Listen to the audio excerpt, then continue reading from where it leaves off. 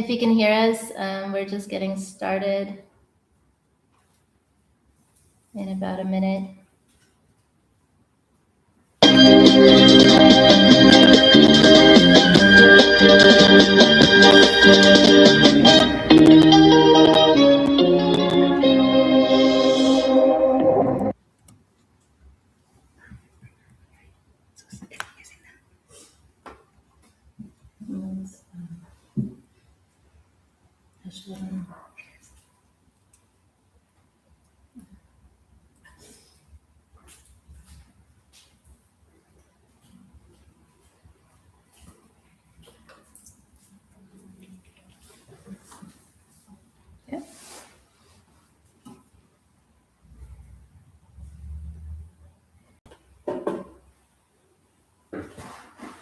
Hello, everyone, and welcome to Leobela. Let's talk Leobela. If you can hear us, please give us an indication that the sound is good.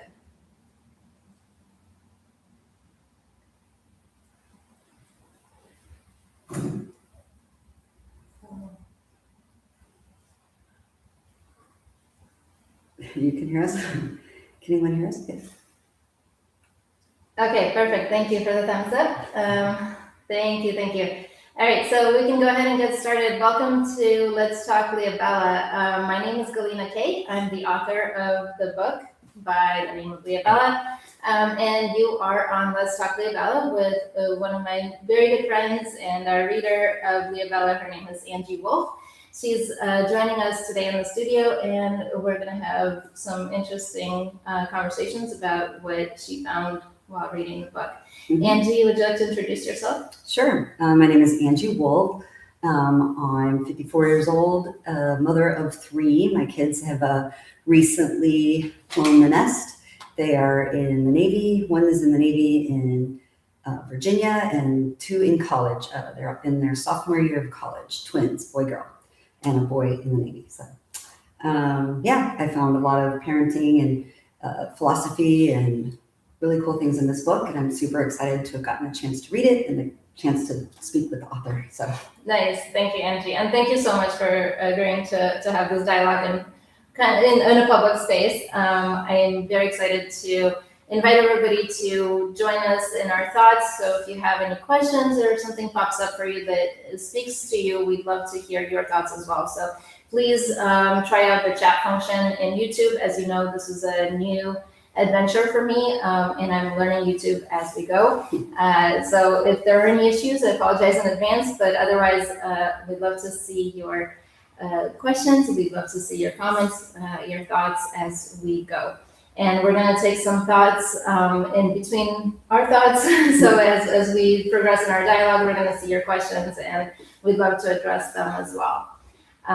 Keeping with the format of this program, I'd like to start by allowing Anjie to read the parts of the book that spoke to her the most, and she actually chose one of my favorite chapters. That's chapter 11, and it talks about the conspiracy of the sister organization, and Dr. Ellie is having her first real dialogue with a girl named Cassie from the sister organization, this kind of underground governing party that is supposedly leading this conspiracy, or this the world itself, really, with ideas and ideals that were set well before our time. And the chapter opens up with the doctrine of sister, and moves on into a dialogue between Dr. Ellie and Cassandra, or Cassie. So because it's a dialogue, I offered for Anjie to do it as a dialogue, so you're going to hear it for both of us. Right. Okay, so the purpose of the Watchers is to recognize and mitigate human-wide threat from within the human race. In other words, while most people are doing their best to defend against the outside enemy, the Watchers are working to find ways to prevent human self-destruction. Most often, Watcher organizations have used social structures, governments, and various forms of religion to help keep the general population under control. Watchers have found that the majority of people will follow rules and norms if they are passed down from their parents and teachers at an early age. Cassie takes pause. So sister focuses on manipulating children for the safety of the human race? I can feel I'm getting ahead of Cassie's story. Well, Sister uses a variety of tools to help parents prepare children for the world, such as religious literature, fairy tales, and of course, monsters, she tries to explain. Why monsters and fairy tales? I try to understand her logic. Fear remains the best motivator for all people of all generations. Sister has been very successful at keeping humans safe by instilling fear in each child with the help of their parents. When fear is not enough, and a child's natural physical, emotional, or mental abilities exceed parental control, schools and teachers come to help, she continues. How can teachers help? I continue to chime in with questions. Sister has worked with the school systems across the world to mitigate potential future threats from younger generations. Schools have taken on different shapes and styles in different countries and times. However, one thing has stayed consistent. They are the most trusted institutions by parents, and therefore can help shape the minds of children with parental permission. Some schools have separate classrooms for special children. The classification of a special child came as a result of trying to separate the children that resist standard brainwashing. This way, the job of an average teacher in an average classroom is more defined and prescriptive. At the same time, the special classrooms get staffed with special teachers and use alternative tools to help keep children safe. If a child continues to act out, even in a special classroom, pediatricians are here to help. That's the part I read in the doctrine that you gave me, I realize. Yes, Cassie confirms. Pediatricians help parents in schools keep their kids under control by prescribing balancing medications. If a child is physically active, there's medication for hyperactivity. If they are mentally active, there's medication for hypercognitivity. The main job of pharmaceuticals is to keep children safe by keeping them as close to the average of the previous generation as possible. That is true. I remember when hypercognitivity first became a diagnosis in the late 2020s. I was a graduate of school at that time, and I have to say I was appalled at this diagnosis when I first learned of it. I explain. Cassie nods and continues. Norms and standards are based on statistics, which are based on data, which needs to be collected over time. Therefore, the average toward which this industry works is always a generation behind the people that it is treating. The medical field, with some help from Sister, has created diagnoses for all three pillars of human abilities. Children born with higher physical activity are diagnosed with attention deficit hyperactivity disorder, ADHD. Those with higher emotional sensitivity get labeled as Asperger kids or some other form of autism. The newest of these three diagnoses is HCD, hypercognitivity disorder.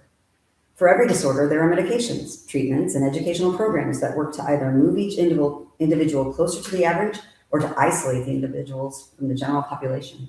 This is monstrous. How can something like this work for so long? I interrupt her explanation. There are rules, she explains patiently.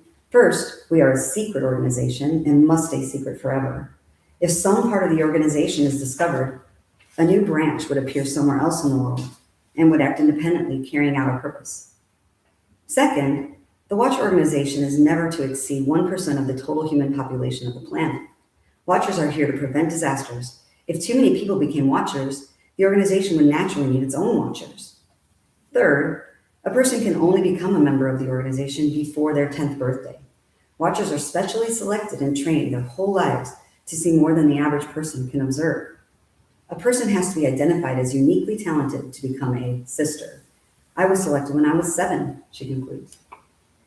Do you know how people decided that watchers were necessary? It sounds like it almost naturally evolved in the population, but is being kept secret artificially. I draw my own conclusion from her explanation. There are many theories about the origins of watchers and why Sister still exists. One of the reasons I wanted to meet you is that I'm having philosophical doubts about the purpose for the existence of the Watch organization. I asked you to come here because I think you can help me work through them, she explains. Thank you, Angie. Like I said, it's definitely the part where the conspiracy in the book starts to open up and really reveals the the differences between Leobela as an educational system versus a Watcher program, right? The sister program that identifies the unique, the special people from the population and tries to evolve as picking the special, the more important people out. Mhm. And I think that this is philosophically and kind of the heavier part of the book that can open up a lot of questions. What did it open up for you? Well, it made me just wonder how being labeled as hypercognitive or hyper intelligent or hyper, how that makes us more vulnerable to be picked off by certain, I don't know, thought organizations, and how kids are thought that that's a great thing, but then sometimes it can make you more susceptible to certain social things. Makes sense? Absolutely, yeah. So hyper in the sense of you're better than others, right? And always it has that cognition, that connotation of being positive or better, and then at the same time it being difficult to deal with for teachers, and for the parents and so on. So it's almost like a curse and a gift, so to speak. Yeah. But we're really just talking about the same individual, just one person who Right. has to live with all that. Right. And I love the ideas that that Ellie's educational program put in place to sort of have people learn what their talents are and not be disallowed to embrace those or make the most of those and things like that. Yeah, absolutely. So with the Abella, it's what makes you special is the fact that you are you, right? You don't have to prove that you're special. You don't have to prove that you're unique, that you are worthy,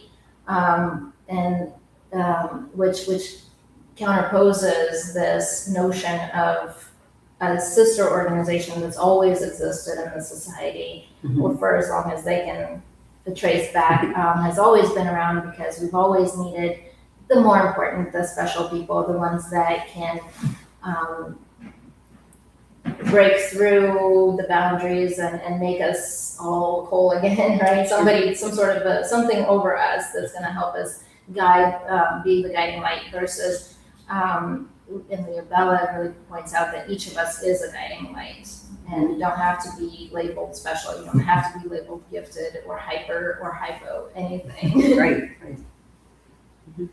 So can you tell me a little bit about maybe your experience or growing up with any sort of labels or anything? Sure, absolutely.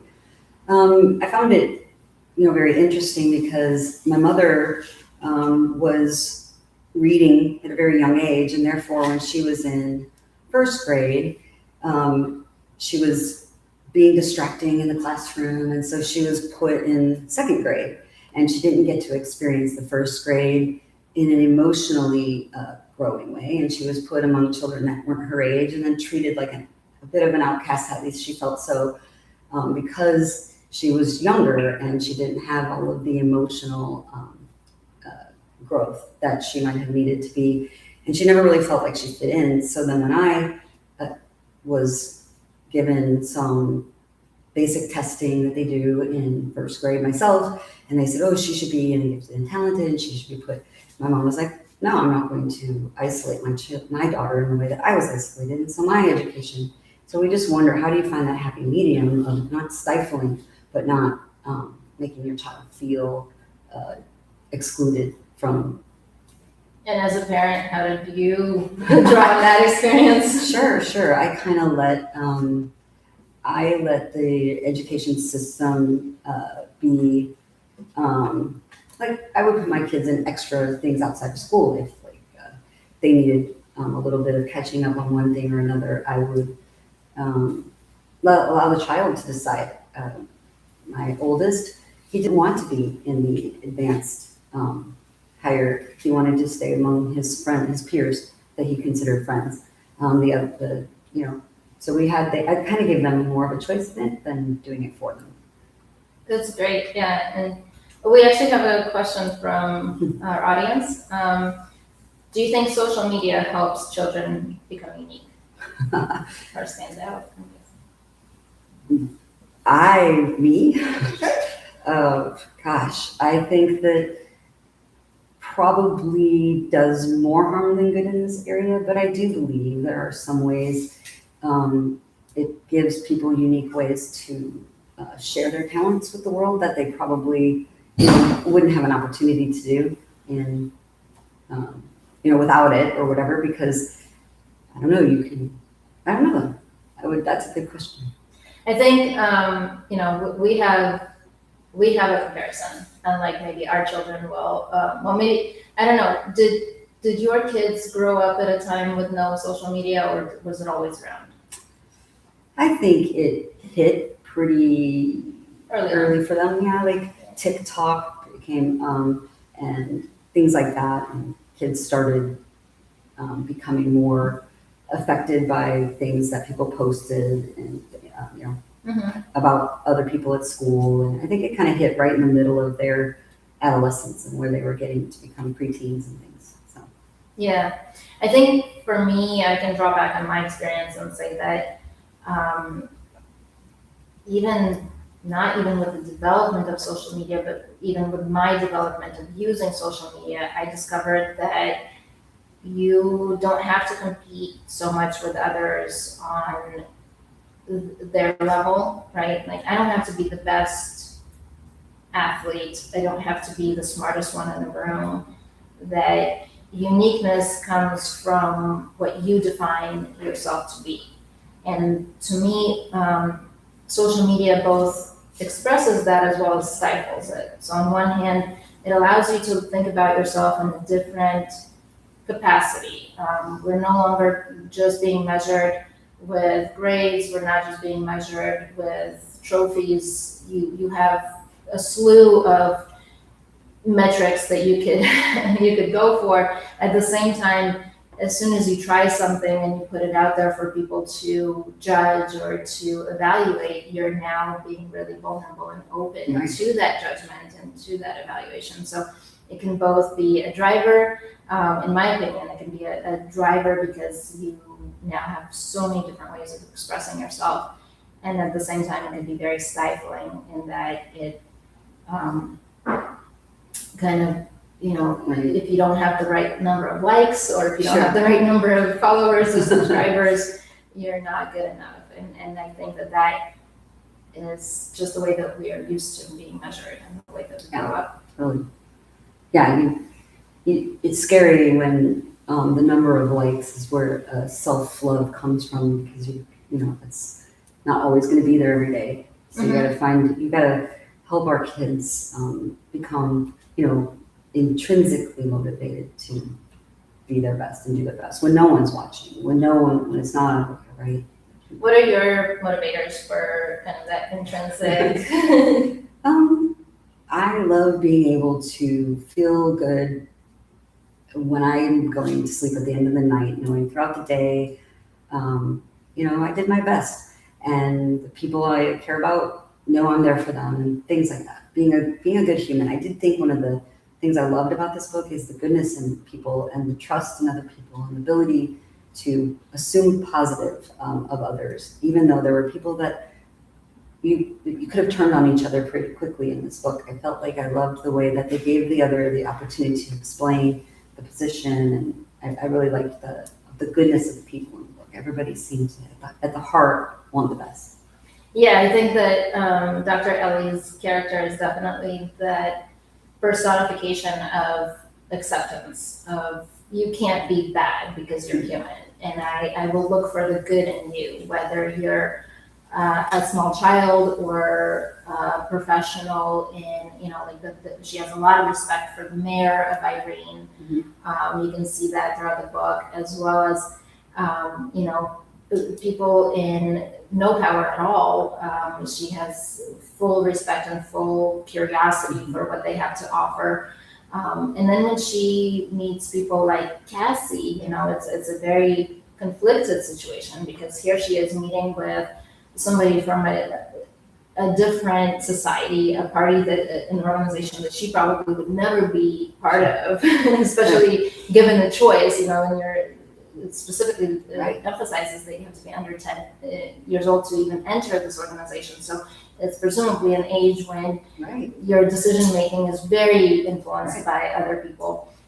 So here she is as an adult. She's looking at this girl and she sees only the positive in her situation and trying to rescue her from where she inadvertently got into way before she could make any decisions. So she's always looking for the good in people, recognizing at the same time, not being too naive, because there are definitely parts of the book where there's a bit of an adventure and some mystery and some crime happening, and you can see that she has an ability to judge and to evaluate the situation and say, okay, this is a good guy, this is a bad guy, we shouldn't follow this one. At the same time, understanding where they're coming from and what makes them the way they are. Yeah. So I guess the thing I want for the children, the youth, is to just love being a good person and realize that there's a lot of joy just in that, not in likes and not in being normal and fitting in, but just in, at the end of the day, making kind choices as a default. Yeah. We have another question. In your book, all children are pretty happy individuals. Do you believe that all children can be happy? Yeah, there's definitely a little bit of an idealistic view of things, but I do believe that happiness is our default state. I believe that in the morning, everything right the night before, you're going to wake up happy. And at the end of the day, it's really keeping yourself happy all day, all year, and as long as possible. Happiness is a state of being. It's not somewhere you get to. And you have a choice no matter how difficult your situation is. You still have a choice over your emotions. And it's been shown that brains in the positive and the happy, they're more capable. We're more capable of achieving things. We're more capable of driving towards our own goals than when brains are in stressed situations, in a stress mode. So, I think all people, not just children, I think all people are first and foremost happy. And then it's what takes away from that. It's the energy that takes away from that we have to be aware of. What about you, Anjie? As a new thought I hadn't given, I think we're kind of born feeling safe and loved, and we do start out, happy, and then it's as we encounter situations that the way we process them, the way we're held through those situations, and that we begin to get distracted by unhappy things, and then sometimes those distractions become big more often than so I do believe I believe that too. I think we're born and we want to get to that happy state again, but it's really hard to distract ourselves from the distractions. Very true, very true. Yeah, as you were saying that, I actually remembered when I was starting grad school in California. It was a long time ago in 2007. And first, before I even got there was an interview process, and the interview process was fun and exciting. And it was kind of both ways because you knew that you already made it grade-wise and everything like that. And this is more just, are you the right fit for the program? And it was a few days, maybe 3 or 4 days of spending time with the other grad students and the professors and talking about what program you're going to choose and all that. And of course, the first thing everyone wants to know is like, what's so hard about this? Like, now that I got here, like, is this going to be really hard? What's going to be the demanding part of it? And the students that have been there for 3 to 4 years, you can see just like it's taxing on them, and they're tired and they're exhausted, and they're like, well, you'll just see how hard this is. And I'm like, but it's exciting. You get to do your own project. You get to pick your own thing, and you get to work on it for the next 5 years of your life. And They're like, yeah, you do. I'm like, so what do you have to do? Like, what is it? And like, well, you have to publish 3 papers. All you have to do is publish 3 papers. And I'm like, And Yeah. they're like, yeah, you'll see how hard it is. You'll just see. And I think it took probably about a month or two of getting from where I was to like, I mean, it really only took a couple of months to get to that. Yes, it is hard work. It is every day. It is daunting. It is difficult, and it's not. It's hard to keep your eyes on the prize every day. But if you are working towards your own goal, and if it's not just to be good for somebody else, and it's not just to be good for others, and you have your own goal in mind, I think that not it's not impossible to turn that dial towards the positive. Yeah. That's But it's attitude is really important, right? And how you observe your sufferings or your struggles or the hard parts. It's how you separate them, compartment that into your state of being or your state of happiness, right? Yeah, and even hormonally, if you think about like humans, the way we're built is, if you're running away from something, if you're afraid and you're running away, you're getting away. It's adrenaline and cortisol pumping through your blood, so you're really in a stressed state. But as soon as you're running towards something, you have a goal. So if you're running away, there's a bunny. We have the same hormones as bunnies. If a bunny is running away from a wolf, it's adrenaline is pumping through its veins. Once it sees a tree it can climb and get away from the wolf, now it becomes noradrenaline. So your hormones fully change, and now it becomes the negative, the scary, the impossible becomes the vision, the possible, the goal, and even your hormones will get you there faster, better, happier. Right. And that's where the happiness comes from. Are you going for your goal, or are you just running away from stuff? Right. Yeah, absolutely. That's a good question. I wanted to know, as you read the book, what really maybe opened up something from your childhood or something that maybe you wish somebody would have treated you that way? Sure, absolutely. Yeah, I feel like I said, I think as things happen to you, the way you're taught us things and the way our brains interpret, events in our lives and register them as, I think that continues to shape you the rest of your life. I mean, at my age, I'm working more on my childhood events and how to rewire the way my body, I process those, and, going through in my relationship, figuring out how to soften the amygdala, the fear of getting, you're in danger when something simple and not dangerous is happening to you, right? And trying to really, unpack that and learn how to kind of heal that child that didn't get the comfort maybe from the parents or the siblings or the people around them when they were a child, that kind of stuff. So I think the way we help our children, we don't want them to not have anything happen to them, because then they don't learn how to process that. But I wish I'd had more coaching at a younger age on how to deal with troubling things that happen in my life. And do you feel like now you're gaining those tools and you're able to pass them The along? awareness is definitely getting there. I Yeah. definitely always have a lot more work to do, and I love the project.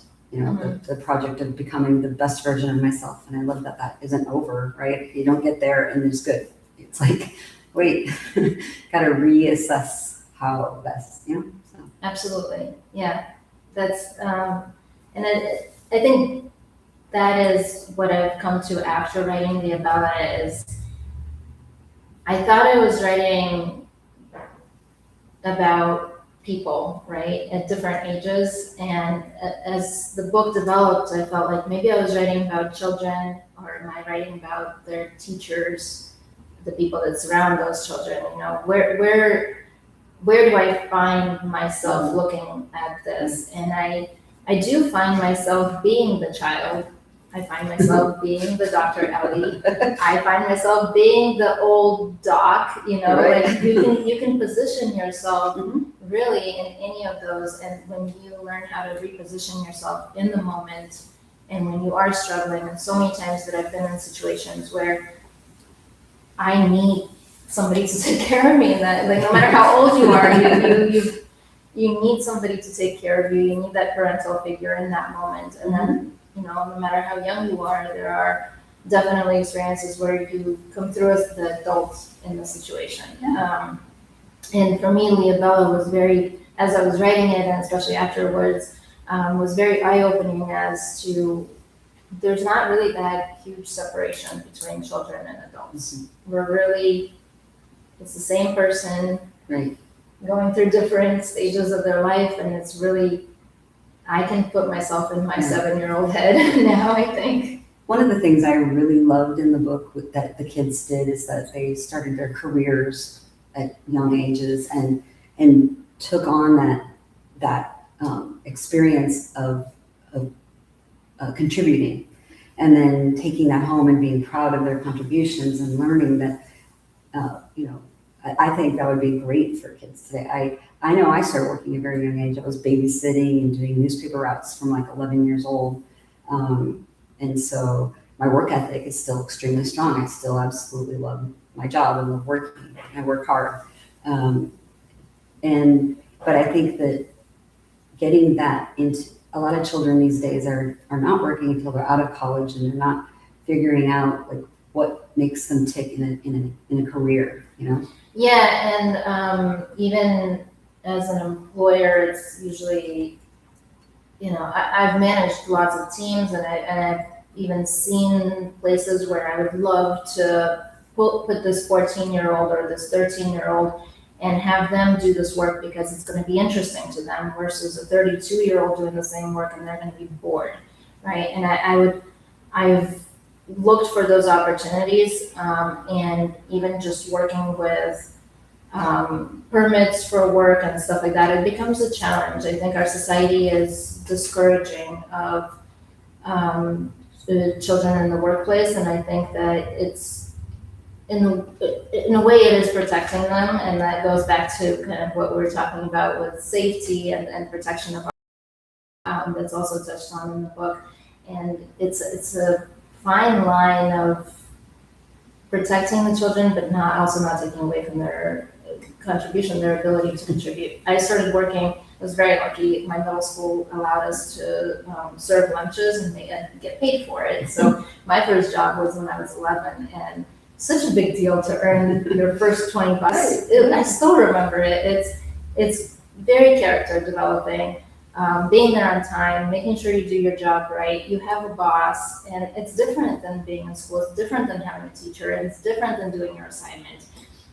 It's not more demanding. I wouldn't say it's more demanding than doing a homework assignment. It's different, and to me, it was more rewarding, and it still is. And I still go to school very much so here and there. I find myself studying for different tests and different stages of my life, and I still have to admit that working and being part of a team and achieving goals that we set together as a team, it is more rewarding than studying for a test and being in school. So I think that was part of. I wanted to bring our attention as a society to the fact that children are not only here for learning, they are very capable individuals, and they can bring something to the workplace. And I spend a couple of chapters describing different ways that they contribute. So. Yeah, I like that a lot. Thank you. Okay, we have a book about, question. I'd like to know how your book inspired Anjie. Yeah, what inspired me to read it? Well, I found out that Galina had written a book, and I was very excited to get it. I ordered 2 copies because I accidentally left one in one of my living spaces and I had to have another. I read the first few chapters over a few weeks, and then once I got going, I couldn't put it down. I loved the book. I love the concepts of rethinking our children education and rethinking our kids' education and work-life balance and all of the different aspects of, it's great. So I had so much fun reading it. I think it gets really exciting. I love the twists and turns. So, but what inspired me is found out she wrote a book and I loved it. And I love talking to Galina and I love the way I kind of felt her telling me the story because I knew her voice and it was really enjoyable to read the book. Thank you so I much. highly recommend. Thank you. Yeah, I when writing, I did keep in mind that